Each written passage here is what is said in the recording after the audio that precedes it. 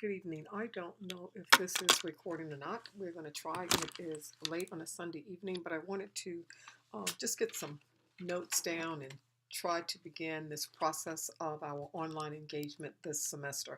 First of all, welcome to the independent study, which will serve as your requirement to satisfy Introduction to Christian Ethics, ETH 301. A few initial comments about an introduction to ethics, particularly an introduction to Christian ethics. As a contemporary theological discipline, general Christian ethics divides its concerns into questions of human agency. Here we're talking about free choice, conscience, character, the complex structure of the human self.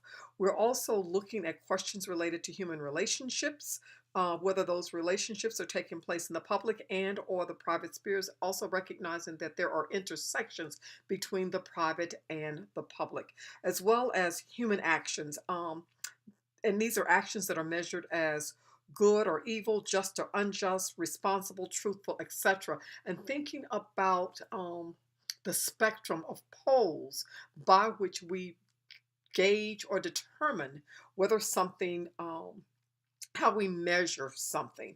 The other thing is that part of Christian ethics work is descriptive, but much of it is perceived to be normative. And we'll really begin to unpack this notion of what constitutes normativity and the way in which some of the primary sources of Christian ethics, particularly when we talk about scripture, tradition, reason, and experience, which you all will probably refer to as the Western Quadrilateral, but beginning to ask ourselves, who's doing the interpretation?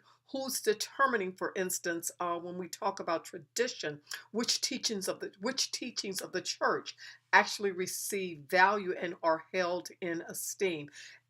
And also when we talk about reason, particularly from a theoretical perspective with Christian ethics, understanding that reason is not necessarily understood as logic, but reason is understood as philosophical schools of thought, and asking ourselves which schools of thought are given consideration. Now, this semester, we're going to look at what's typically considered three classical schools of thought, but even those three schools of thought should raise some significant questions as we engage in our study. So here we'll be looking selectively at some of Augustine Aquinas's and Luther's work, as well as putting them into dialogue with each other. We'll also be looking very closely at Aristotle's Nicomachean Ethics, and I am hopeful that in the remaining 13 and a half weeks that we will have together, that we'll really be able to engage these primary sources and begin to unpack them.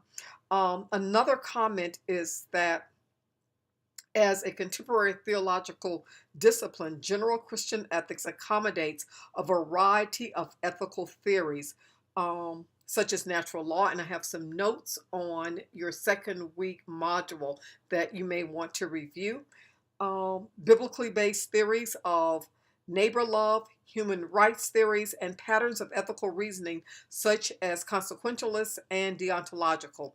It includes ethical assessments not only of individual actions, but of social structures. So take a few minutes, look at the short PowerPoint that's there, and we'll have an opportunity to engage online. Now, I am hopeful that I will be able to save this recording to YouTube so that you will be able to access it. All right, have a great week.